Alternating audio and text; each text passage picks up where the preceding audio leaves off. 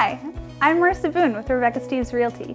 I worked with Rebecca for almost 5 years before becoming a licensed realtor, so I had a great chance to experience the administrative side of real estate.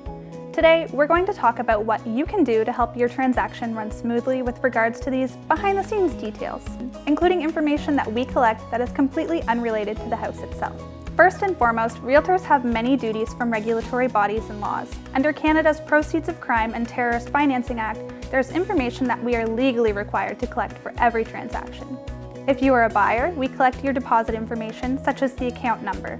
And whether you are a buyer or a seller, we need to view a government-issued photo ID, such as your driver's license or passport. We also need to know your current job title and your place of employment. How can you streamline this process? Be prepared. Know your bank account number and the names of the account holders for your deposit. We have to collect ID information for every account holder. Make sure your driver's license has not expired. And please understand that we're only collecting this information because it is the law. If you have questions or privacy concerns, let us know. Each office has protocols for protecting your personal information.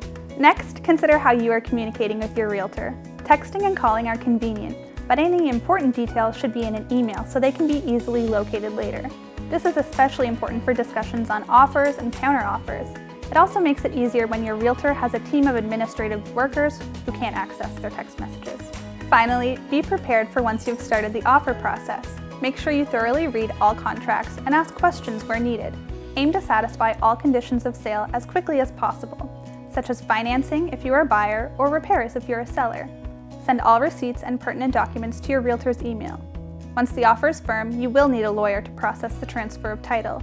If you don't already have someone to help you, we can make recommendations. Have your birth certificate on hand, as the lawyer will need it. If you have any questions, reach out to us. We're happy to help. Thanks for watching.